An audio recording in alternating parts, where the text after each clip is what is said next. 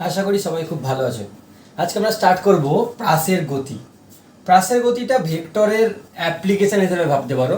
এখানে আমরা উপাংশের বেশ কিছু পোর্শন কাজে লাগবে, সেটা আমরা দেখব। তো দেখো, প্রাসের গতি হচ্ছে কাকে বলা হয় না, ভূপৃষ্ঠ বা তার কাছাকাছি, ভূপৃষ্ঠ বা তার কাছাকাছি মানে যে কোনো স্থান থেকে বলতে গেলে যদি কোনো বস্তুকে আমরা ছুঁড়ে দিই তাহলে সেটাকেই বলবো প্রাস। যে কোনো ছুঁড়ে দেওয়া বস্তুকে বলবো প্রাস। মানে আমি যদি এই পেনটাকে এখন ছুঁড়ে দিই তাহলে এই পেনটা হচ্ছে প্রাস। মাঠের মধ্যে ফুটবলে কোনো খেলোয়াড় ফুটবলটাকে কিক করলো তাহলে ফুটবলটা হলো প্রাস।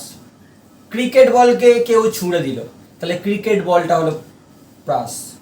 যে কোনো বস্তুকে ছুঁড়ে দেওয়া হলে সেই বস্তুটাকেই বলা হচ্ছে প্রাস, আর তার গতিপথকে বলা হবে প্রাসের গতিপথ।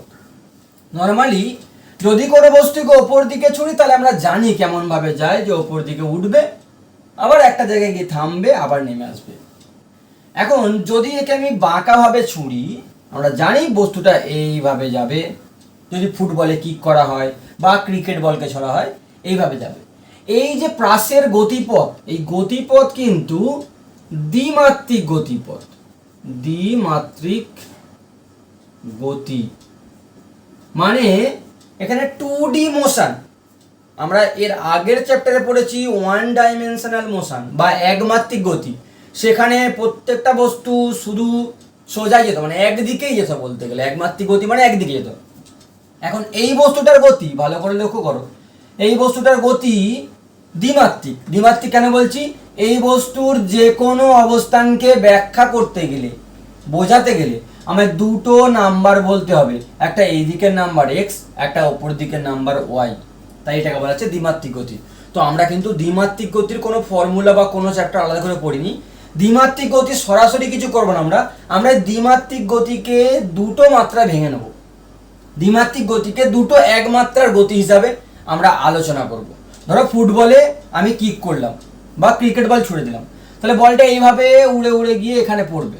তাহলে এইটা হচ্ছে অনুভূমিক দিক, এটা হচ্ছে অনুভূমিক দিক। তাহলে একটা অঙ্ক মানে কিছু অঙ্ক আমরা অনুভূমিক দিকের জন্য করব, আর কিছু অঙ্ক আমরা উলম্ব দিকের জন্য করব। এই উলম্ব দিক আর অনুভূমিক দিকের অঙ্কগুলোকে যদি আমরা জুড়ে ফেলতে পারি তাহলেই আমাদের গোটা কাজটা কমপ্লিট হয়ে যাবে, মানে গোটা প্রাসের গতিটা আমাদের পড়া হয়ে যাবে। এবার তাহলে চলো আমরা প্রাসের গতিটাকে যে বললাম দু ভাগে ভাগ করব, একটা অনুভূমিক দিক একটা উলম্ব দিক। সেই দুটো দিকের গতির বৈশিষ্ট্য কেমন হবে ভাগ করার পর সেটা প্রথমে দেখে নিই, তারপরে আমি বাকি কাজগুলো করছি। তাহলে যে কোনো বস্তুকে যদি ছুঁড়ে দিই কিভাবে যাবে, এটা এইভাবে গিয়ে এরম করে পড়বে, এইভাবে গিয়ে এইভাবে পড়বে।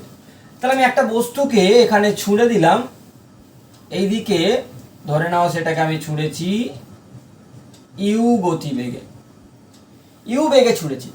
তাহলে ইউ বেগে ছুঁড়লে এটার এই দিকের উপাংশ হবে, যদি এটাকে আমি থিটা কোণে ছুঁড়ে থাকি।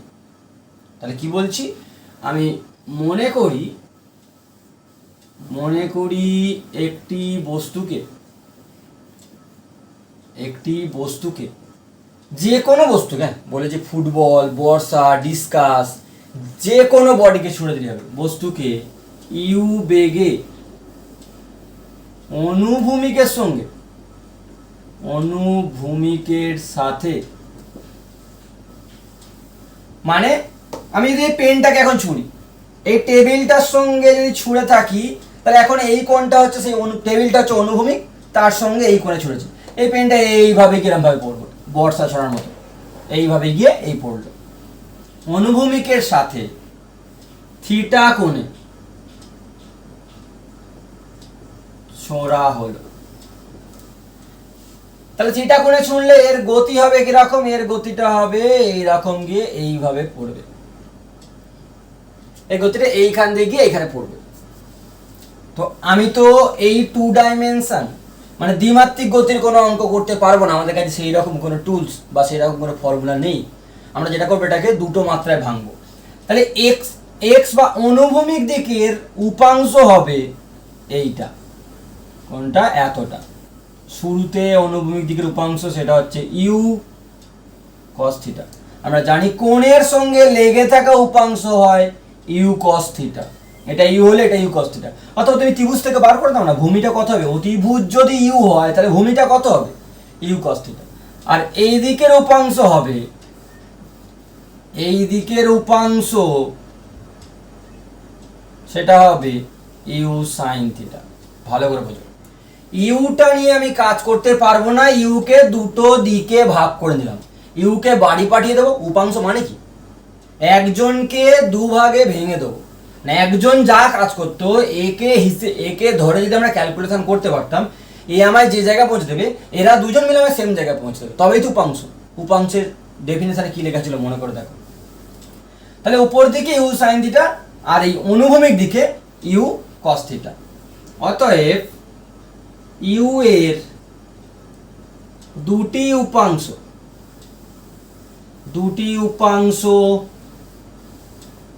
অনুভূমিক দিকে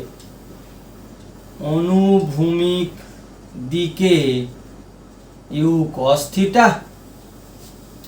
অনুভূমিক দিকে ইউ কস থিটা, আর উলম্ব দিকে হবে ইউ সাইন থিটা। এবার আমি ইউ কস থিটার সম্পর্কে আরেকটু বলি, ভালো করে বোঝো। এই যে বস্তুটা ছোড়া হচ্ছে, এটা নামছে কেন? একটা বস্তুকে ছুঁড়ে দিলে সে নামে কেন?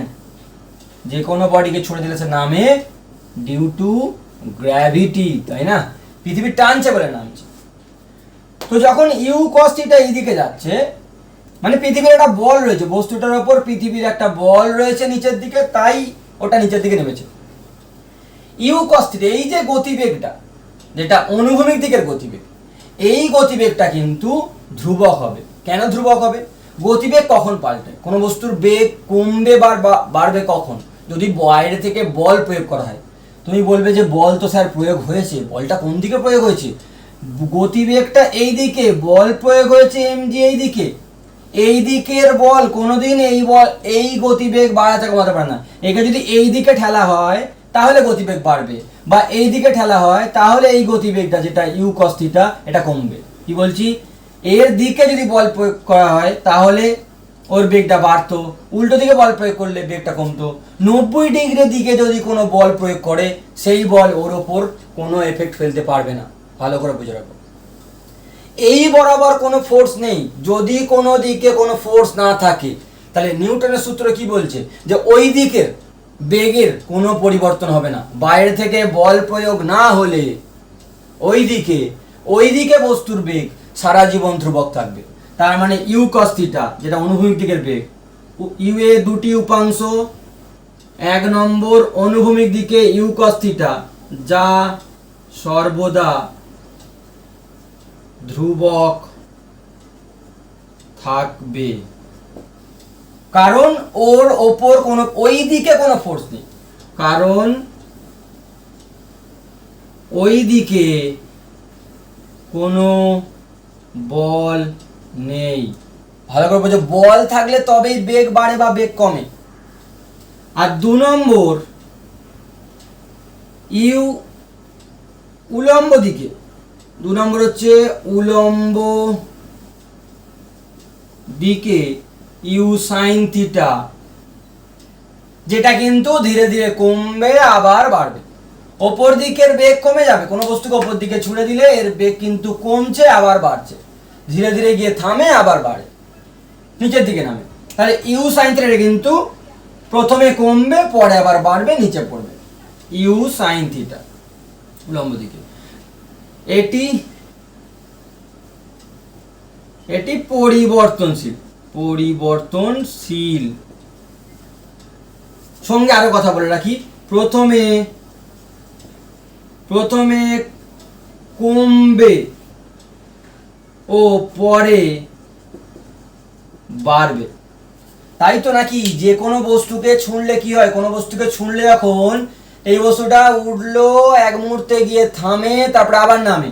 তার মানে এই যে বস্তুটা উঠে যখন এইখানটায় যাবে, একদম টপ মোস্ট পয়েন্টে, এই যে উলম্ব দিকের বেগ কিন্তু কোনো থাকবে না, কিন্তু অনুভূমিক দিকের বেগ ইউ কস থিটা এখানেও থাকবে। অনুভূমিক দিকের বেগ ইউ কস থিটা, এইটা চেঞ্জ হবে না। এটার জন্যই তো ডান দিকে চলেছে। ইউ কস থিটা সারাক্ষণ একই থাকবে, এই ভেক্টরটা আঁকার জন্য কালির দাগটা চেঞ্জ হবে না, কালির দাগ যে ভেক্টরটা দিয়েছি সেটা সমান সাইজের থাকবে, মানে ওই ভেক্টরটা ধ্রুবক থাকছে। আর ইউ সাইন থিটার মানটা কিন্তু ধীরে ধীরে কমবে, ইউ সাইন থিটার মান ধীরে ধীরে কমতে কমতে এখানে গিয়ে থাকবে না। এখানে কোনো ইউ সাইন থিটার দিকে কোনো গতিবেগ আঁকা যাবে না, উপর দিকের বেগ কিন্তু শূন্য, ইউ সাইন থিটাটা ওখানে গিয়ে কমতে কমতে জিরো হয়ে গেছে। তাহলে ভালো করে বৈশিষ্ট্য দুটো মনে রাখো, যে গতিবেগটাকে দুটো ভাগে ভাগ করলাম, একটা অনুভূমিক দিকের গতিবেগ, সেটা সর্বদা ধ্রুবক থাকবে কারণ ওই দিকে কোনো ফোর্স নেই। আর উপর দিকের বেলায়, উপর দিকে যখন বস্তু উঠতে যাচ্ছে ওর নিচের দিকে কিন্তু পৃথিবী বলছে না তোকে উঠতে দেবো না, তাতে করে কি হচ্ছে, ওই বেগটা ধীরে ধীরে কমে যাচ্ছে। কোন বেগটা? এই বেগটা। তাহলে আমরা দুটো পার্টে ভাগ করে নিলাম, অনুভূমিক দিক, উলম্ব দিক। এরপর আমরা এই পার্টগুলো নিয়ে এগোবো। এবার আমরা তাহলে উলম্ব গতির কথা বিবেচনা করব। যে দুটো ভাগে ভাগ করলাম তার মধ্যে উলম্ব দিকটা নিয়ে আলোচনা করব। আমি আবার ছবিটাকে স্পষ্ট করে এঁকে নিয়েছি। একটা বস্তুকে তাহলে আমরা ইউ বেগে ছুঁড়েছি, তার দুটো উপাংশ অনুভূমিকের সঙ্গে থিটা করে ছুঁড়েছি। ঠিক পেনটাকে যদি এইভাবে ছোড়া যায় তাহলে এটার একটা উপাংশ হচ্ছে ইউ কস থিটা, যেটা অনুভূমিক দিকে, আর একটা উলম্ব দিকে। এটা ধ্রুবক থাকবে, এখানেও ইউ কস থিটা, এখানেও ইউ কস থিটা, সব জায়গায় ইউ কস থিটা। আর আমি কতগুলো বিন্দু দেখিয়েছি, ও বিন্দু, এ বিন্দু আর বি বিন্দু। এখান থেকে এইখান পর্যন্ত যাচ্ছে, বর্ষা ছোড়া হয়েছে। লাস্ট ইয়ার গোল্ড মেডেল পেল অলিম্পিকে নীরাজ চোপড়া। তো সেই বর্ষা এখান থেকে ছুঁড়ে এত দূর গেছে, এই ডিস্টেন্সটার জন্যই কিন্তু মেডেলগুলো দেওয়া হয়। কারটা কত দূরে যাচ্ছে, স্কুলেতেও নিশ্চয়ই স্পোর্টসের সময় এই প্রোগ্রামটা থাকে, একটা ইভেন্ট থাকে যে এখান থেকে কত দূরে বর্ষাটা গিয়ে গিতে যাচ্ছে তার উপর ভিত্তি করে পুরস্কারগুলো দেওয়া হয়, ফার্স্ট, সেকেন্ড, থার্ড। তাহলে ওবিটাকে বলা হয় প্রক্ষেপ সীমা, কতটা রেঞ্জ, প্রক্ষেপ সীমা, একে রেঞ্জ বলা হয়, রেঞ্জ। এটাকে বলা হয় প্রক্ষেপ বিন্দু বা নিক্ষেপ বিন্দু, যেখান থেকে তুমি ছুঁড়ছো, স্টার্টিং পয়েন্ট। আর এটা হচ্ছে সর্বোচ্চ বিন্দু, এটা সর্বোচ্চ যে উচ্চতায় উঠেছে সেটাই আমি প্রথম ক্যালকুলেট করব। এটাকে আমি এইচ নাম দিলাম, সর্বোচ্চ উচ্চতাকে ক্যাপিটাল এইচ বলে নাম দিলাম। আর রেঞ্জকে তো আর দিয়ে নাম দিলাম, এখানে রেঞ্জ ইংরাজি আর দিয়ে নাম দেবো, আমি সেটা আসবো। তাহলে এবারে উলম্ব গতির কথা বিবেচনা করা যাক। উলম্ব গতির কথা বিবেচনা করলে দেখো, প্রাথমিক বেগ, ওপর দিকে ওটা শুরুর বেগ কোনটা? প্রাথমিক বেগ, প্রাথমিক বেগ সমান সমান ইউ সাইন থিটা, যেটা এইখানে স্টার্ট করছে এ বিন্দুতে, এটা হচ্ছে ও বিন্দুতে, এ বিন্দুতে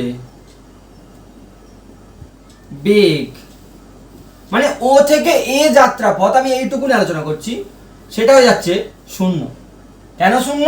এইটা যেন ভেবো না, এটা তো এই দিকের, আমরা পোর্শনে ভাগ করে নিয়েছি। এখন শুধু উলম্ব গতির কথা আলোচনা করব, অনুভূমিকটা ভাববো না। একটা বস্তু ওপর দিকে যাত্রা শুরু করলো ইউ সাইন থিটা বেগে, এইখানে যখন গেছে ওপর দিকের বেগ নেই। হ্যাঁ, ওপর দিকে যদি বেগ থাকতো তাহলে তো আরো উঠতো, আর উঠছে না কেন, এবার নামছে কেন? নিশ্চয়ই ওপর দিকে আর গতিবেগ নেই, তার জন্য লিখছি ওপর দিকের গতিবেগ শূন্য। মানে প্রাথমিক বেগ, এটা অন্তিম বেগ এই ও থেকে এ যাত্রাপথের, সেটা হচ্ছে জিরো। আর সরণ যদি বলি, সরণ বা উচ্চতা, উচ্চতা উলম্ব দিক কথা বিবেচনা করছি, সেটা হচ্ছে এইচ। কোনটা? এই যে এইচ দেখিয়েছি, উচ্চতা এইচ। তাহলে আমি কি ফর্মুলা লিখবো? অতএব zero square equals to u sine theta তার স্কোয়ার মাইনাস 2gh। ভালো করে খেয়াল করো, zero square equals to u sine theta square, মানে সেই v square is equal to u square যেটা ছিল সেটা হচ্ছে অন্তিম বেগের স্কোয়ার সমান প্রাথমিক বেগের স্কোয়ার, মাইনাস 2gh, কারণ এর স্পিড কমছে মানে মন্দন, তাই জন্য মাইনাস দিয়েছি। আর এটা তো অভিকর্ষ ত্বরণ কাজ করছে, আমরা জানি যেখানে জি হচ্ছে অভিকর্ষ ত্বরণ। তাহলে এখান থেকে তুমি যদি সলভ করো তাহলে পেয়ে যাবে এইচ সমান সমান u square sine square theta by 2g। এটাই হচ্ছে প্রাসের সর্বোচ্চ উচ্চতা আরোহণ, যতটা উঠছে এটা হচ্ছে সর্বোচ্চ উচ্চতা। যে কোনো প্রাসের ক্ষেত্রে যদি কোনো প্রাসকে, মানে কোনো বস্তুকে, প্রাস কাকে বলে, যে কোনো বস্তুকে যদি কোনো একটা কোণে ছুড়ে দেয় তাহলে সেটা সর্বোচ্চ কত উঁচুতে উঠবে, সেইটা হচ্ছে u square sine square theta by 2g। এবার আমরা নির্ণয় করব উড্ডয়নকাল বা উত্থিতিকাল, মানে বা চলনকালও বলতে পারো। এই যে প্রাসটাকে ছোড়া হয়েছে এটা কতক্ষণ ধরে আকাশে ভেসে থাকবে? ওই যে কোনো বর্ষাকে ছুঁড়ে যাচ্ছে বা ফুটবলকে কিক করাচ্ছে, সেটা কতক্ষণ আকাশের মধ্যে ভেসে থাকবে, যতক্ষণ উড়বে সেইটা আমরা নির্ণয় করব। তো কতক্ষণ উঠছে, এই এ বিন্দুতে উঠবে যতক্ষণ ধরে, এ বিন্দু থেকে নামবে ততক্ষণ ধরে।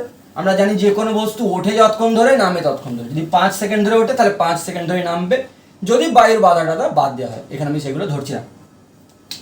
তাহলে উলম্ব গতির কথা বিবেচনা করছি। আমি এখন ও থেকে এ পর্যন্ত আলোচনা করি। ও থেকে এ পর্যন্ত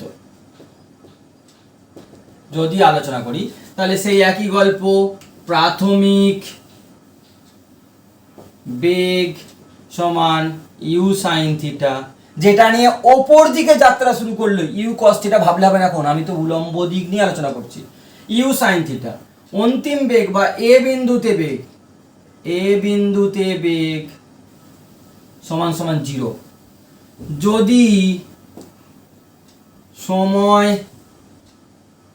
টি লাগে। কোথায় যদি ও থেকে এতে যেতে সময় টি লাগলে, ভালো করে বুঝো, একটা বস্তুকে তুমি ছুঁড়ে দিয়েছো, যে বস্তুটার প্রাথমিক বেগ কত ইউ সাইন থিটা, এটা উঠবে কোথায় এই পর্যন্ত, এরপর তো নামবে। এখানে গতিবেগ কত 0, টাইম লেগেছে কত টি। তার সমীকরণ কি আমরা তো জানি, অতএব v is equal to u minus gt. ইউটার জায়গায় আজকে হবে শুধু u sine theta minus gt. এটা হচ্ছে উঠতে সময়, এখান থেকে টাইম বেরিয়ে যাচ্ছে u sine theta by g. এটা কি ওঠার জন্য সময়,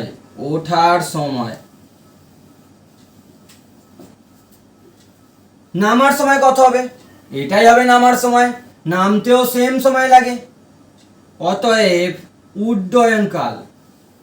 উড্ডয়ন মানে উড়ন্ত কাল, যতক্ষণ ধরে উঠছে উড্ডয়ন কাল, তাকে যদি টি দিয়ে লেখা হয়, তাকে বড় হাতের টি দিয়ে লেখা হবে, সব বই দেখবে ক্যাপিটাল টি দিয়ে আছে, সেটা হবে উঠতে যত সময় নামতে তত সময়, তার মানে 2t বা টি সমান 2u sign theta by g. এটা হচ্ছে উত্থিতিকাল বা উড্ডয়নকাল বা উড়ন্তকাল বা চলনকাল, যেভাবেই তুমি ডাকো না কেন। এটা এখান থেকে এখানে যেতে মোট এত সময় নেবে। ভালো করে দেখো জিনিসটা ক্লিয়ার হলো কিনা। এটা আমি উলম্ব গতির কথা আলোচনা করলাম। এবারে যদি আমরা অনুভূমিক গতির কথা আলোচনা করি, আমি এর সঙ্গেই করি, তাহলে জিনিসটা দেখতে সুবিধা হবে। যদি অনুভূমিক গতির কথা আলোচনা করি, তাহলে অনুভূমিক গতি বিবেচনা করলে এখান থেকে পাবো প্রক্ষেপ সীমা। ভালো করে দেখো কিভাবে বেরোচ্ছে। তাহলে একটা বস্তু এখান থেকে এই পর্যন্ত যেতে সময় নিয়েছে এইটা, আর এদিকে কত বেগে গেছে? অনুভূমিক দিকে বেগ সমান সমান ইউ কস থিটা। এটা ধ্রুবক, এটার মান পাল্টায় না, আমরা জানি। তা যদি কোনো গাড়ি ধ্রুবক বেগে যায়, ক্লাস 6 থেকে যে অঙ্ক করে আসছো, দূরত্ব কত যাবে? দূরত্ব সমান বেগ ইন্টু সময়। এই সূত্র কিন্তু ধ্রুবক বেগে চলা গাড়ির জন্যই প্রযোজ্য। গাড়ির স্পিড বাড়লে ওই সূত্র চলে না। কতক্ষণ ধরে গেছে? টি সময় ধরে গেছে। অতএব প্রক্ষেপ সীমা বা রেঞ্জ আর সমান, প্রক্ষেপ সীমা আর সমান, আর মানে দূরত্ব, সমান সমান বেগ ইন্টু সময়। ওইদিকে কত বেগে গেছে? সারাক্ষণই গেছে ইউ কস থিটা বেগে। কত সময় ধরে গেছে? যতক্ষণ ধরে উড়েছে ততক্ষণ ধরে ডান দিকে গেছে। দুটো তো আলাদা বস্তু নয়, আমি শুধু দুটো আলাদা দিকে আলোচনা করছি, বস্তুটা তো একটাই। তাহলে এ যতক্ষণ ধরে উড়েছে ততক্ষণ ধরে ডান দিকে গেছে। লক্ষ্য করো না, একটা বস্তু, এই পেনটা উড়ে উড়ে এখানে যাচ্ছে, তার ডান দিকে গেল কতক্ষণ ধরে, উড়লো কতক্ষণ ধরে, একই টাইম তো, যতক্ষণ ধরে উঠছে ততক্ষণ ধরেই তো ডান দিকে গেছে। তাহলে এখানে বসিয়ে দিলে হবে 2u সাইন থিটা বাই জি, বা চলে আসছে তাহলে 2 sine theta cos theta. Two sine theta cos theta মানে চলে আসবে সাইন 2 থিটা বাই জি। এটা হচ্ছে রেঞ্জের formula. Two sine theta cos theta ত্রিকোণমিতির ফর্মুলা, সেটা হচ্ছে সাইন 2 থিটা হয়। আশা করি তোমরা ত্রিকোণমিতি সবাই কমপ্লিট করে ফেলেছো। তাহলে এটা হচ্ছে প্রক্ষেপ সীমা। তাহলে তিনটে জিনিস আমরা শিখলাম। এক নম্বর হচ্ছে কতটা সর্বোচ্চ উচ্চতায় উঠবে, আর 2 নম্বর হচ্ছে কতক্ষণ ধরে উঠবে মানে উড্ডয়নকাল, আর একটা 3 নম্বর হচ্ছে কত দূরে গিয়ে পড়বে, যেটাকে প্রক্ষেপ সীমা বা রেঞ্জ বলছে। ভালো করে জিনিসটা বারবার দেখো, লিখে লিখে কিন্তু প্র্যাকটিস করবে। এটা প্রমাণ আকারেও পড়তে পারে, পরীক্ষায় পড়েছে এরকম। এবার আমরা আলোচনা করব প্রক্ষেপ সীমা বা এই যে রেঞ্জ, সেটা সর্বোচ্চ বা শর্ত। এটা তোমাদের প্রত্যেকের জানা উচিত। যদি তোমার বা তোমাদের ইচ্ছা থাকে যে আমরা স্কুলের স্পোর্টসে বা যে কোনো জায়গায় ডিস্ট্রিক্ট লেভেলে হোক, যে কোনো লেভেলের স্পোর্টসে ডিসকাস বা বর্ষা ছোড়ায় যদি তুমি কোনো মেডেল জিততে চাও, তাহলে কিন্তু এই সিক্রেটটা জানতে হবে। বা এটা জেনে রেখো যে যারা যারা স্পোর্টস লাইনে এই বর্ষা ছোঁড়া বা ডিসকাস ছোঁড়ায় ভালো জায়গায় রয়েছে, তাদের ট্রেনাররা কিন্তু আমি এখন যে শর্তটা বলবো এইটা মেনটেন করার চেষ্টা করে। তাদের সারা বছরের যে প্র্যাকটিস, তার মধ্যে কিন্তু একটা জিনিস থাকবে যে কত ডিগ্রি কোণে ছুঁড়লে বা কিভাবে ছুঁড়লে আমার বর্ষাটা সবচেয়ে দূরে গিয়ে পৌঁছবে, মানে আমি ততটা ফার্স্টের দিকে পৌঁছতে পারবো। আমার টার্গেট ফার্স্ট হওয়া, তাহলে সবচেয়ে দূরে পৌঁছাতে হবে আমার বর্ষাটাকে বা আমার ডিসকাসটাকে। তো সেইটা করতে গেলে আমাকে কিভাবে ছুটতে হবে তার শর্তটা আমি জেনে রাখতে হবে। তো সেটা জেনেই তো আমাকে সারা বছর অনুশীলনটা করতে হবে। তো দেখো ভালো করে সেই সিক্রেটটা কি বলছি, যে প্রক্ষেপ সীমা সূত্রটা পেয়েছি আমরা কি, u square sine 2 theta by g. আমি এখন একজনকে নিয়ে আলোচনা করছি, কোনো একজন, মানে আমি আমার কথাই বলছি। আমি প্রথম দিন মাঠে গেছি, কোনো একটা বস্তুকে, একটা বর্ষাকে ছুঁড়ে দিয়েছি, কোনো একটা অ্যাঙ্গেল করে, যে কোনো অ্যাঙ্গেলে ছুঁড়ে দিয়েছি, সেটা কোথাও একটা গিয়ে পড়লো। পরের দিন আমি অন্য অ্যাঙ্গেলে ছুঁড়েছি, আমি ছুঁড়ছি একই বেগে, আর গ্র্যাভিটি আন্ডারে দাঁড়িয়েই কাজ করছি। গ্র্যাভিটি তো পাল্টাবে না, তুমি যে মাঠে রোজ প্র্যাকটিস করছো সেখানে তো গ্র্যাভিটি আর পাল্টাবে না। পৃথিবীর গ্র্যাভিটি বা যেটা জি এর ভ্যালু 9.8, সেটা তো যেটা ধ্রুবক থাকবেই। ইউটা তুমি প্রতিদিন একই দিচ্ছ, একই জোরে ছুঁড়ছো। থিটার মানটা কেমন হলে এটা সবচেয়ে দূরে যাবে সেইটা আমি খুঁজছি। তাহলে আরটা ম্যাক্সিমাম হবে, আর ম্যাক্সিমাম হবার শর্ত হলো যে সাইন 2 থিটা, দেখো ইউটা ধ্রুবক, জিটা ধ্রুবক। হ্যাঁ, ইউ তুমি বাড়াতে পারো, তুমি খেয়ে দিয়ে আরো জোর বাড়িছো, গায়ের জোর বাড়িছো, জোরে ছুটছো, আমি সেইটা বলছি না। যদি তুমি আর জোরে বাড়াতে পারছো না, তুমি যে বস্তুটাকে ছুঁড়ছো সেটা তুমি ম্যাক্সিমাম ধরো 20 মিটার পার সেকেন্ড বেগে ছুঁড়ছো, ওর থেকে আর পারছো না, এরপরে তুমি অ্যাঙ্গেল কিভাবে মেনটেন করবে যাতে করে সেটা সবচেয়ে দূরে যায়।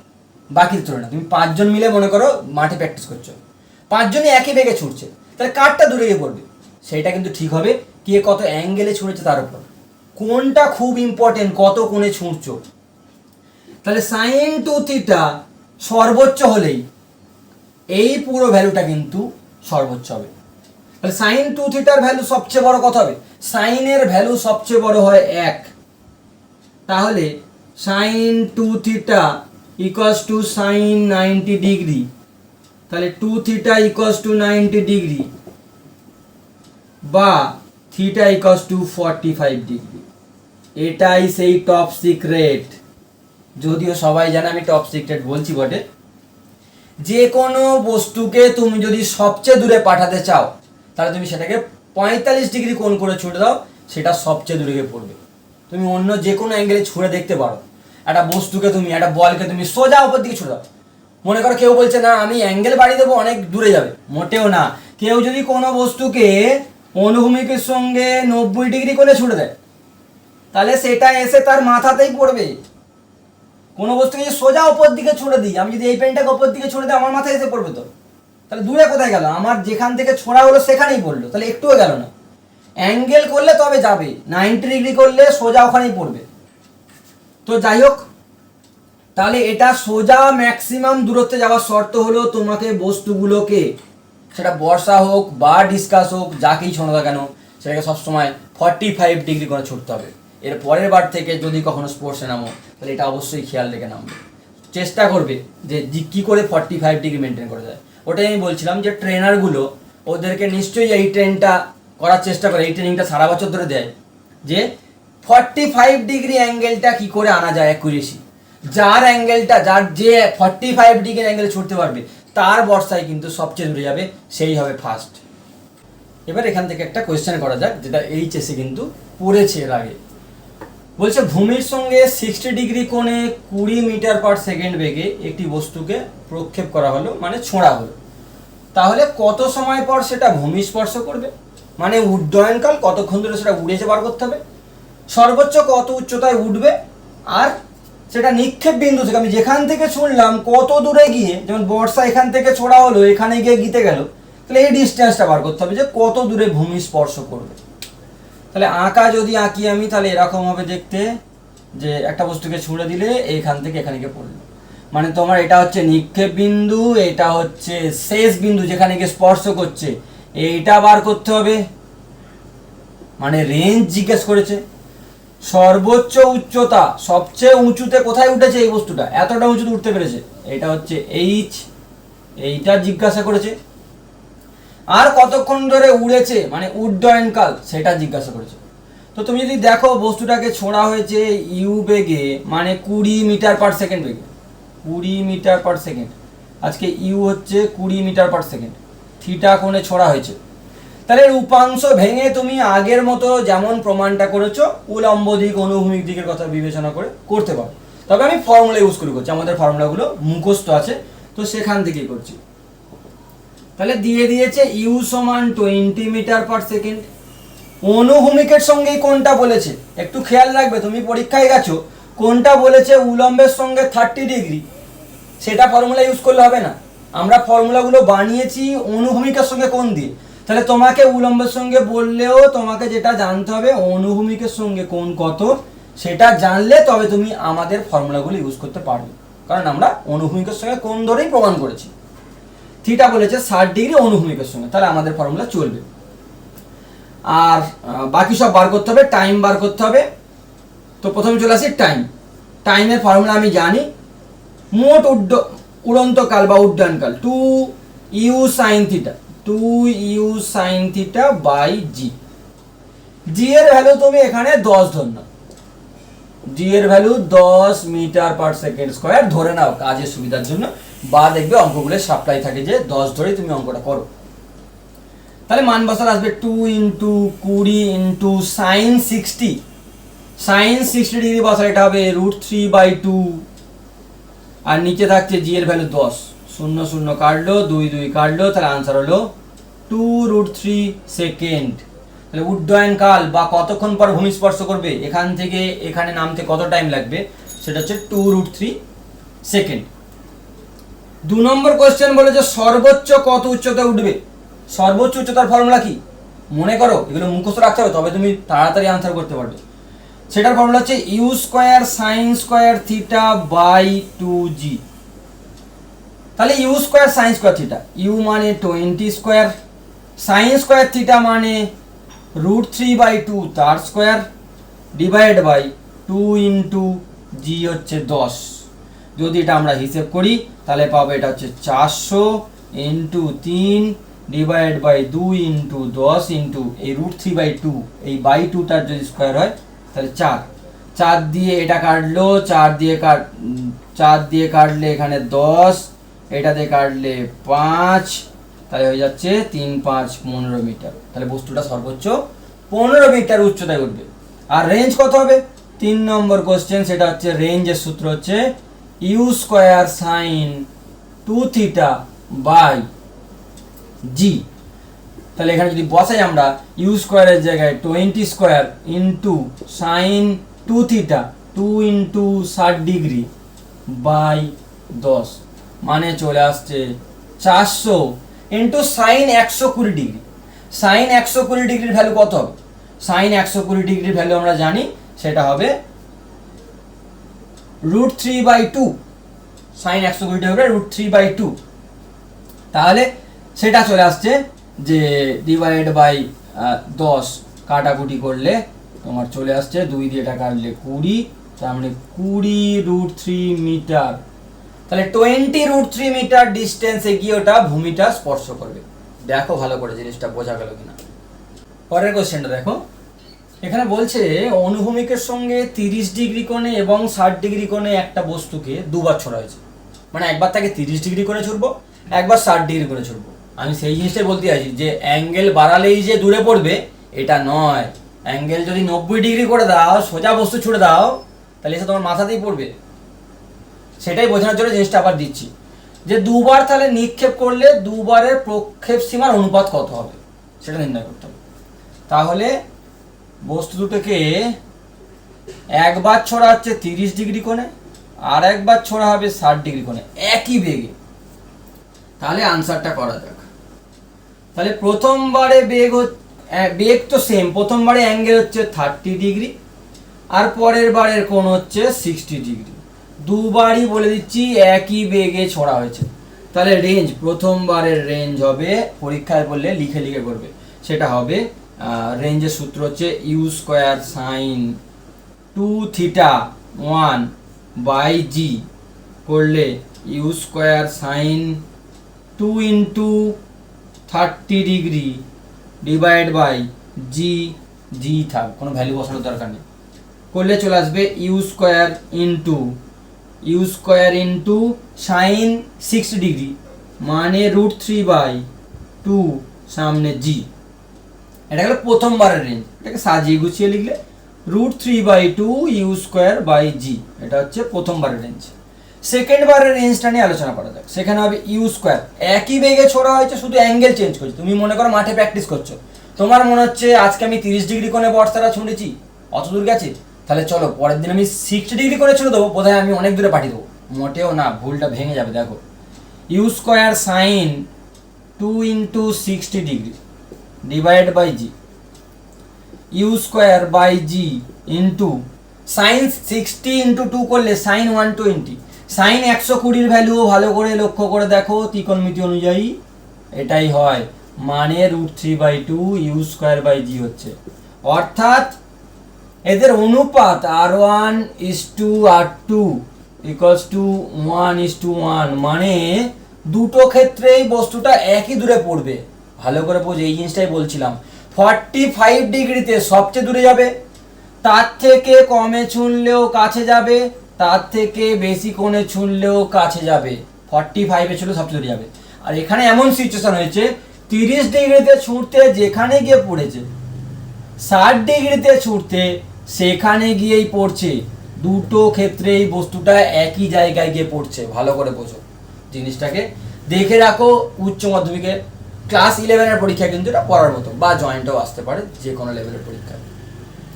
এবার একটু আমরা প্রাসের গতিশক্তি নিয়ে আলোচনা করে নিই। কোন একটা বস্তু তাকেই তো প্রাস বলবো, যাকে ছুঁড়ছি তাকেই আমরা প্রাস বলি। তো মনে করি বস্তুটির ভর m, আর তাকে ছোঁড়া হয়েছে কত বেগে? ইউ বেগে ছোঁড়া হয়েছে, থিটা কোণে। ওগুলো আগে লেখা ছিল, যেমন যদি প্রমাণ পড়ে তোমাকে লিখতে হবে। তাহলে শুরুতে গতিবেগ কত ছিল? ইউ। অতএব প্রাথমিক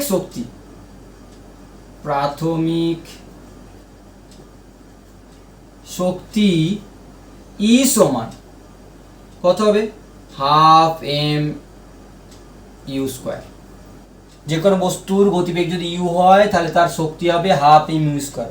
আমি মোট শক্তির কথা বলছি। হ্যাঁ, এদিকে একটা পোর্শন যদি ভাগ করে তাহলে আলাদা হবে, এদিকে একটা পোর্শন ভাগ করলে আলাদা হবে, দুটো যোগ করলে এটাই পাবে। এবারে সর্বোচ্চ বিন্দুতে ভাব, সর্বোচ্চ বিন্দুতে কিন্তু বস্তুটা গিয়ে থেমে যায়নি। বস্তুটার ওপর দিকে আর যাওয়ার ইচ্ছা নেই, ওপর দিকের গতিবেগ শূন্য, কিন্তু অনুভূমিক দিকের গতিবেগ আছে। সর্বোচ্চ বিন্দুতে বেগ থাকে, কিন্তু কোন দিকের বেগ থাকে? অনুভূমিক দিকের বেগ থাকে। সর্বোচ্চ বিন্দুতে বেগ সমান সমান ইউ কস থিটা। ওপর দিকের ওঠার বেগ শূন্য হয়ে গেছে, তাই জন্য তো নেমে আসছে। ওপর দিকে ওঠার ইচ্ছা নেই, শক্তি শেষ। তো যাই হোক, তাহলে ইউ কস থিটা। অতএব সর্বোচ্চ বিন্দুতে গতি শক্তি ই ড্যাশড সমান 12m। বস্তুর ভর তো আর পাল্টায়নি, বেগটা হয়ে গেছে ইউ কস থিটা তার স্কোয়ার, তাহলে এটা চলে আসছে half m u square cos square theta. এই হাফ এম ইউ স্কোয়ারকে আমি আবার নাম দিতে পারি প্রাথমিক শক্তি মানে ই। তাহলে ই ড্যাশ তার ফর্মুলা হয়ে গেল ই কস স্কোয়ার থিটা। এইটা থেকে কিন্তু ছোট ছোট কোয়েশ্চেন পড়বে। গতিশক্তি কমেছে, ওপরে গিয়ে কিন্তু শূন্য হয়ে যায় না, আছে। যাই হোক, এটা হচ্ছে গতিশক্তির সম্পর্ক সর্বোচ্চ বিন্দুতে আর শুরুতে যে গতিশক্তি তার সম্পর্ক। এখানে আমি আরো দুটো জিনিস এঁকে রেখেছি, সেটা একটু বলে রাখি। প্রাসকে যখন ছোড়া হয়, যখন এখানে যখন হিট করবে, লাস্ট পয়েন্টে যখন মাটিতে হিট করছে, সেখানেও কিন্তু হিট করার জাস্ট আগের মুহূর্তে এই অনুভূমিক উপাংশ ওটাই থাকবে। এই অনুভূমিক উপাংশটা কোনোদিন চেঞ্জ হবে না, কারণ এই দিকে কোনো ফোর্স নেই। ফোর্স না থাকলে বেগ বাড়বে না, কমবে না, তাহলে সেম থাকছে। আর যখন পরে আমরা জানি কোনো বস্তুকে ওপর দিকে তুলে দিলে যদি 5 মিটার পার সেকেন্ড বেগে ওঠে, তাহলে নামবে যখন সেটা 5 মিটার পার সেকেন্ড বেগে নিচের দিকে। তাহলে উলম্ব বেগ যেটা শুরুতে ছিল ইউ সাইন থিটা উপর দিকে, শেষের বিন্দুতে হবে ইউ সাইন থিটা নিচের দিকে। ভালো করে ছবিটা দেখো। এবার এখান থেকে একটা কোশ্চেন দেখে নেওয়া যাক। বলছে একটা কণাকে ভূপৃষ্ঠ থেকে একটা কণাকে কে গতিশক্তি দিয়ে 45 ডিগ্রি করে ছুড়ে দেওয়া, তাহলে সর্বোচ্চ বিন্দুতে গতিশক্তি কত হবে? তার মানে এখানে শুরুতে যে গতিশক্তিটা, আমি আরেকবার প্রমাণটার মতো করেই বলছি, এইখানে গতিবেগ ইউ, তাহলে শুরুতে গতিশক্তিকে এই কোয়েশ্চেনে ই নাম দেন, আমি যেটা প্রমাণে ই নাম দিলাম, এটার নাম হচ্ছে কে। তার মানে কে সমান হাফ এম ইউ স্কোয়ার। আমরা জানি এটা যদি থিটা হয় তাহলে এটা হচ্ছে ইউ কস থিটা। এই সর্বোচ্চ বিন্দুতে শুধুমাত্র ইউ কস থিটা থাকে, আর এখানে তো ইউ সাইন থিটাও থাকে। তাহলে সর্বোচ্চ বিন্দুতে গতিশক্তি ই ড্যাশ সেটা কত হবে? Half m u cos theta তার স্কোয়ার করলে half m u square cos square theta. তাহলে কে ড্যাশ হয়ে গেল কে কস স্কোয়ার থিটা। আমি যেটা ই দিয়ে লিখেছিলাম ওরা সেটা কে দিয়ে লিখেছে। তাহলে আনসারটা কি আসবে? কে ইন্টু কস স্কোয়ার 45 ডিগ্রি করলে চলে আসবে কে ইন্টু 1/√2 স্কোয়ার মানে কে বাই 2। মানে বলতে গেলে গতিশক্তিটা এখানে যা ছিল এখানে তার অর্ধেক হয়ে গেছে। এবার আমরা নির্ণয় করব প্রাসের সঞ্চার পথ। এই পোর্শন থেকে মানে প্রাসের গতির পুরো এই পোর্শন থেকে সবচেয়ে মোস্ট ইম্পর্টেন্ট যদি থিওরির কোনো প্রশ্ন পড়ে যে প্রমাণ কি পড়বে স্যার এখান থেকে, তাহলে জেনে রাখো যে এটা সবচেয়ে বেশি ইম্পর্টেন্ট প্রশ্ন। প্রাসের সঞ্চার পথ কেমন সেটা তোমায় প্রমাণ করতে হবে। প্রাসের সঞ্চার পথ বলতে প্রাসটা যে পথ বরাবর যাচ্ছে সেই পথটা কেমন, সরলরৈখিক, বৃত্তাকার, কেমন, এটা অ্যাকচুয়ালি অধিবৃত্তাকার, সেটা আমরা এখন প্রমাণ করব। ভালো করে দেখো কিভাবে প্রমাণ করছি। তাহলে প্রথমে তোমায় ওই দুটো লাইন লিখতেই হচ্ছে যে মনে করি একটা বস্তু যাকে ইউ বেগে অনুভূমিকের সঙ্গে থিটা কোণে ছুঁড়েছি, যার দুটো উপাংশ u cos theta u sine theta, যেটা আমি প্রথমবারে লিখেছি ওটা কিন্তু এখানে করতে হবে। এবারে যে কোনো মুহূর্তে মনে করি টি সময় পর বস্তুটি ও বিন্দু থেকে পি বিন্দু x, y তে বিন্দুতে পৌঁছায়। আমি এখানে দেখো x, y একটা বিন্দু দিয়েছি, এটা এইভাবে যাবে তো এখান থেকে এই পর্যন্ত যেতে যদি টি টাইম লাগে তাহলে সেটা হচ্ছে এই টি টাইমটাই এরা এখান থেকে পৌঁছাচ্ছে। এই দূরত্ব যাচ্ছে মানে আমি এটাকে দু ভাগে ভাগ করব, এই দিকটা হচ্ছে x আর এই দিকটা হচ্ছে y। এখন উলম্ব গতির কথা বিবেচনা করলে, উলম্ব দিকের গতি বিবেচনা করলে ঠিক এইভাবেই তোমরা লিখবে। যদি উলম্ব গতির কথা বিবেচনা করি তাহলে উলম্ব দিকে সরণ, আলটিমেট বস্তুটা উলম্ব দিকে কতটা উঠেছে না ওয়াই পরিমাণ উঠেছে। ভালো করে দেখো, উলম্ব দিকে সরণ হচ্ছে ওয়াই, তাহলে সরণের সূত্র কি? S equals to u t minus half GT square. তাহলে এখানে ইউ হচ্ছে ইউ সাইন থিটা শুরুতে গতিবেগ into t minus half g t square. ভালো করে এটা বোঝো। S x to u t minus half g t square, একটা ফর্মুলা ছিল তো, সেইখানে ইউ এর জায়গায় লিখেছি স্টার্টিং ভেলোসিটি, ওপর দিকে starting velocity u sine theta, সেটাই বসিয়েছি। এটা 1 নম্বর সমীকরণ। এবারে চলে আসা যাক অনুভূমিক দিকের কথা বিবেচনা করা যাক। আবার অনুভূমিক গতি বিবেচনা করলে x সমান অনুভূমিক দিকে সরণ। অনুভূমিক দিকে আমি বলেছি বস্তুটার বেগ কোনোদিন পাল্টায় না, এটা ভালো করে মাথায় কিন্তু রেখে দাও।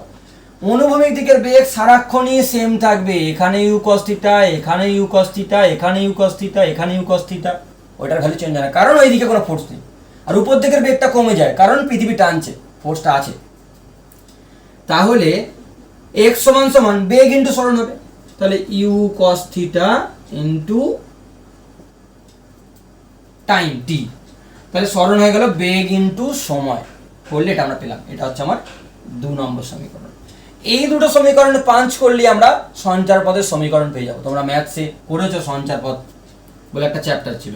তাহলে 1 নম্বর সমীকরণে যদি আমি টি এর ভ্যালু বসিয়ে দিই, 2 নম্বর থেকে যদি টি নিয়ে 1 নম্বরে বসাই, তাহলে কি পাচ্ছি দেখো, এখান থেকে টি সমান x by u cos theta, অতএব ওয়াই সমান u sine theta into x by u cos theta minus half g into t এর ভ্যালু এখানে বসাচ্ছি, টি স্কোয়ার আছে তার মানে x by u cos theta তার স্কোয়ার।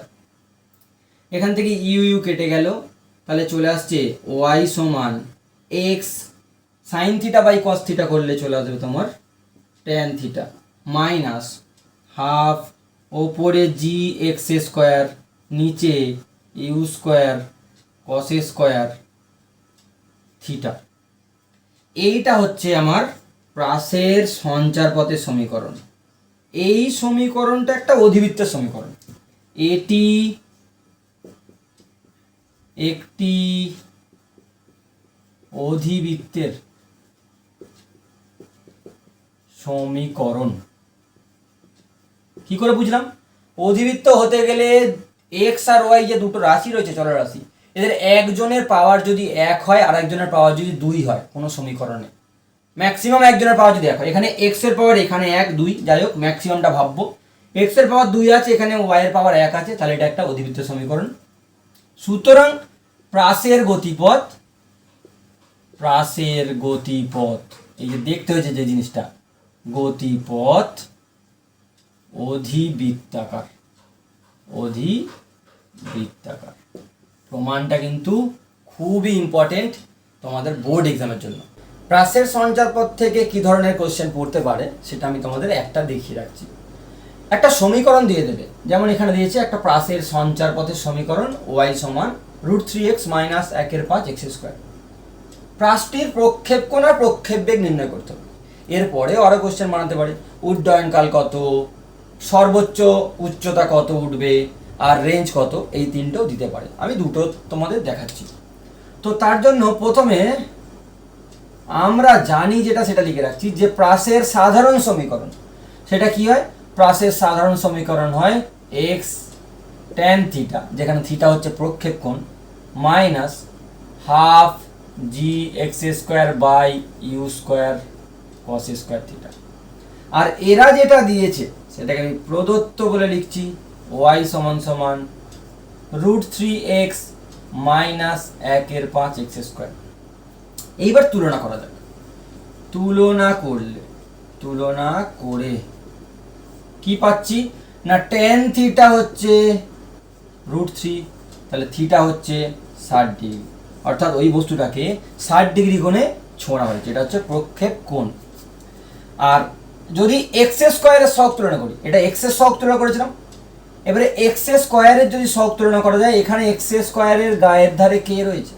এক্স স্কোয়ারের গায়ে রয়েছে হাফ ইন্টু ওপরে জি নিচে u square cos square theta. এখানে এক্স স্কোয়ারের গায়ে কে রয়েছে 1/5, সামনে মাইনাস মাইনাস, তাহলে তুলনা করলে এটা হচ্ছে 1/5। এখান থেকে ইউ স্কোয়ার হবে দেখো 5 into g divide by 2 into cos square theta. যদি ভ্যালুগুলো বসাও 5 into 10 divide by 2 into theta তো আমরা পেয়েই গেছি, যদি কসের জায়গায় বসিয়ে দিই কস 60 ডিগ্রি হচ্ছে হাফ হয়, তার স্কোয়ার করলে এটা 1/4। এখান থেকে ইউ স্কোয়ার তুমি পেয়ে যাবে 100। দেখো কাটাকুটি করে এটাতে কাটলে 2 গুণ করলে 5 দুগুণে 10, 10 100। তাহলে এখান থেকে পাচ্ছি যে ইউ হয়ে যাচ্ছে 10 মিটার পার সেকেন্ড। তাহলে এটা হচ্ছে প্রক্ষেপ কোণ আর এটা হচ্ছে প্রক্ষেপ বেগ। পরের কোশ্চেনটা দেখো, ওয়েস্ট বেঙ্গল জয়েন্টের কোশ্চেন একটা করা যাক। বলছে একটা বস্তুকে V vector 3i cap plus 10j cap এইরকম ভাবে দিয়েছে, বেগে ছোড়া হয়েছে। তাহলে বলতে হবে সর্বাধিক উচ্চতা আর প্রক্ষেপ সীমা কত। দেখো আমাদের আঁকাটা কিরকম ছিল, এটা যদি ইউ বেগ হয় তাহলে এই দিকে যদি থিটা কোণে ছোড়া হয় তাহলে এটা হচ্ছে ইউ কস থিটা। কোন দিকে? এটা অনুভূমিক দিকটাকে এখন আমি আই ক্যাপ বলে চালাচ্ছি আর উলম্ব দিকটাকে আমি জে ক্যাপ বলে চালাচ্ছি, তাহলে এই দিকের উপাংশ হচ্ছে ইউ সাইন থিটা। মানে এই গতিবেগ ভেক্টরটাকে আমি লিখতে পারি u cos theta i cap plus u sine theta j cap, u sine theta j cap. ওরা যেটা দিয়েছে যে বস্তুর বেগ তাকে ইউ নাম না দিয়ে ভি দিয়েছে, তাতে কি আছে, সমান সমান 3i cap plus 10j cap metre per second. মানে দেখে বুঝতে পারছি যে অনুভূমিক দিকের বেগটা, অনুভূমিক দিকের অংশটা, মানে আমরা যেটাকে ইউ কস থিটা দেখে দেখে অভ্যস্ত, সেটা হচ্ছে 3 মিটার পার সেকেন্ড। ইউটা বলেন সরাসরি, কিন্তু দেখো এমন করে বলেছে ইউ কস থিটাটা বলে দিয়েছে, এইভাবে মেলাও না। আর ইউ সাইন থিটাটা বলে দিয়েছে 10 মিটার পার সেকেন্ড। এই দুটো পেয়ে গেলে আমরা সব পেয়ে যাব। এবার চলে আসা যাক সর্বাধিক উচ্চতা। অতএব সর্বাধিক উচ্চতার সূত্র হচ্ছে u square sine square theta by 2g। তার মানে নিচে হচ্ছে 2 ইন্টু 10, আর u square sine square theta মানে কি, এটাকে আমি লিখতেই পারি তো ইউ সাইন থিটার হোল স্কোয়ার। তাই ইউ সাইন থিটা কত বলেছি তোমার, এটা 10 স্কোয়ার। তার মানে চলে আসছে 100 ভাগ 20, 100 ভাগ 20। এটা করলে তোমার হয়ে যাবে দেখো 5। তাহলে 5 মিটার সর্বাধিক উপরে এটা উঠবে। এবারে চলে আসা যাক রেঞ্জ। রেঞ্জের ফর্মুলা হচ্ছে আমরা জানি you square sine 2 theta by জি। এটাকে ভেঙে লেখা যাক। সাইন 2 থিটার formula 2 sine theta cos theta. তাহলে ইউ স্কোয়ার সাইন 2 থিটাকে ভেঙে লিখলে you square into 2 sine theta cos theta ভাগ জি। এটাকে সাজিয়ে লিখতে পারে ইউ স্কোয়ারটাকে একটা ইউ সাইনের সঙ্গে দেবো, একটা ইউকে কসের সঙ্গে দেবো, তাহলে 2 you sine theta you cos theta ভাগ জি। ভালো করে মিলিয়ে নাও আমি ঠিক লিখলাম কিনা। ইউ স্কোয়ারটাকে ছাড়িয়েছি দুটো ইউ, একটা দিয়েছি সাইন থিটার সঙ্গে, একটা দিয়েছি কস থিটার সঙ্গে, তাহলে আমি এই ভ্যালুগুলো পুট করতে পারবো। তাহলে এটা যদি ভ্যালুগুলো বসাই 2 ইন্টু ইউ সাইন থিটা হচ্ছে 10 ইন্টু কস থিটা হচ্ছে 3 ডিভাইড বাই 10, তাহলে করলে চলে আসছে 6 মিটার। তার মানে সর্বাধিক উঠবে 5 মিটার আর সর্বোচ্চ দূরত্ব যেটা যাবে, সর্বাধিক দূরত্ব যেটা যাবে সেটা হচ্ছে 6 মিটার। তাহলে অপশান এ হচ্ছে কারেক্ট আনসার। এবারে তোমরা ভালো করে অনুভূমিক প্রাস ব্যাপারটা বোঝো।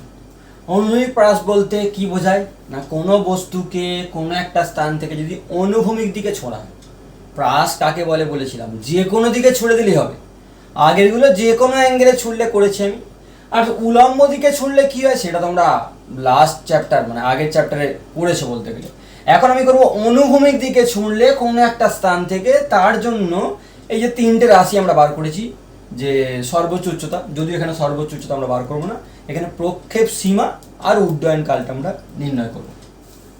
তো একটা বস্তুকে এরকম একটা মিনারের উপর থেকে বা একটা বড় বিল্ডিং আছে, যে বিল্ডিংটার উচ্চতা বলে দিলাম এইচ।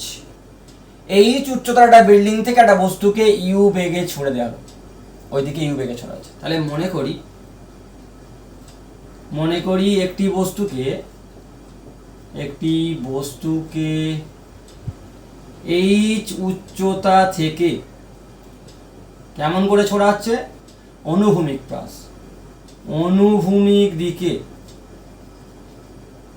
দিকে ছোড়া হলো, দিকে প্রক্ষেপ করা হলো বা ছোড়া হলো, প্রক্ষেপ করা হলো।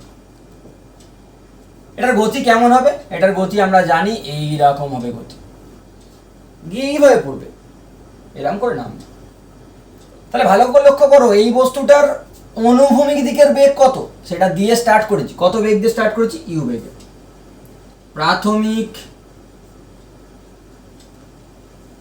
বেগ সমান সমান ইউ, কোন দিকে? প্রাথমিক বেগ অনুভূমিক দিকে,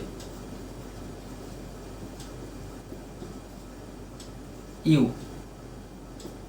আর এইটা কিন্তু ধ্রুবক থাকবে, কারণ এই বস্তুটা যখন এইভাবে নামছে, এই দিকের বেগের উপর কোনো বল কাজ করছে না, এই দিকে তো কোনো ফোর্স নেই, নামছে তো গ্র্যাভিটির জন্য। এই দিকের বেগ কখনো পাল্টাবে না। এই দিকের বেগ পাল্টাতে গেলে সামনে কাউকে দাঁড়াতে হবে, মানে উল্টো দিকে ফোর্স দেবে, অথবা এই দিক থেকে ঠেলা মারতে হবে, তাহলে বেগ বাড়তে পারে, বা উল্টো দিকে ফোর্স দিলে কমতে পারে। তাহলে এই বেগটা কখনোই দমানো যাবে না, এই বেগটা সারাক্ষণই কিন্তু এরকম ইউই থাকবে, এটার সাইজটা ভেক্টর আঁকা অনুযায়ী কমবে না। আর শুরুতে নিচের দিকের বেগ কিন্তু নেই, আমি তো ছুঁড়েছি অনুভূমিক দিকে, তাহলে শুরুতে ওই দিকের বেগ দেওয়া আছে, শুরুতে নিচের দিকের বেগ নেই। এবারে এখন উলম্ব গতি বিবেচনা করলে, প্রাসের গতি তো দ্বিমাত্রিক গতি, তাকে আমরা একভাবে পারবো না, দুদিকের কথা আলোচনা করতে হবে, একটা অনুভূমিক দিক, একটা উলম্ব দিক। এখন যদি বস্তুটি ভূমিতে নামতে টি সময় নেয়, যদি এটা এখান থেকে এইখানে পড়তে টি সময় লাগে, উলম্ব গতির কথা আলোচনা করছি, তাহলে উলম্ব গতির কথা আলোচনা করলে আমরা লিখতে পারি এইচ সমান সমান 0 ইন্টু টি। দেখো নিচের দিকে নামার শুরুতে বেগ নেই, ভুল ভেবো না, এই বেগটা ডান দিকে যাওয়ার বেগ, এই বেগটার কাজ বস্তুটাকে শুধুমাত্র ডান দিকে নিয়ে যাওয়া, আর তুমি বস্তুটাকে ছুঁড়েছ সোজা সামনের দিকে ছুঁড়ে দিয়েছ, তাহলে তুমি নিচের দিকে বেগ দাওনি, তাহলে নিচের দিকে শুরুতে বেগ কত? 0। নিচের দিকে তো বেগ দাওনি, 0। এরপরে যে নিচের দিকে নামছে কি জন্য? পৃথিবী টেনেছে বলে নামছে। তাহলে s x to ut plus half GT square ফর্মুলাতে আমি এস এর জায়গায় এইচ লিখেছি, নিচের দিকের প্রাথমিক বেগ 0, তাই এটা 0 লিখেছি। এখান থেকে তুমি টি পাবে √2h/g। এটাই হচ্ছে আমার কাছে উড্ডয়ন কাল, যে এই বস্তুটা কতক্ষণ ধরে নিচে নামলো। এইবারে ভাবো, যতক্ষণ ধরে নিচে নেমেছে ততক্ষণ ধরে ডান দিকে গেছে, তো অন্য কিছু হতে পারে কি?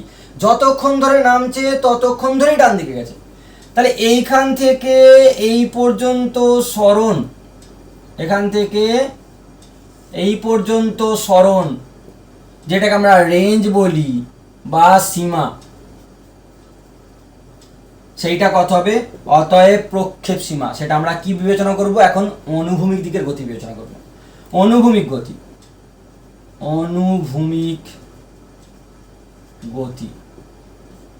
অনুভূমিক গতি থেকে আমরা কি পাবো? রেঞ্জ মানে ডান দিকের সরণ বা দূরত্ব সমান সমান বেগ ইন্টু সময়। এই সূত্র কখন হয়? যখন ধ্রুবক বেগে যায়, ক্লাস 6 এর সূত্রটা, ধ্রুবক বেগে গাড়ি চললে তখনই হয়, দূরত্ব সমান বেগ ইন্টু সময়। তা বেগটা কত? ডান দিকের বেগ তো ইউ, আর সরণ সময়টা কত? সেটা হচ্ছে √2h/g।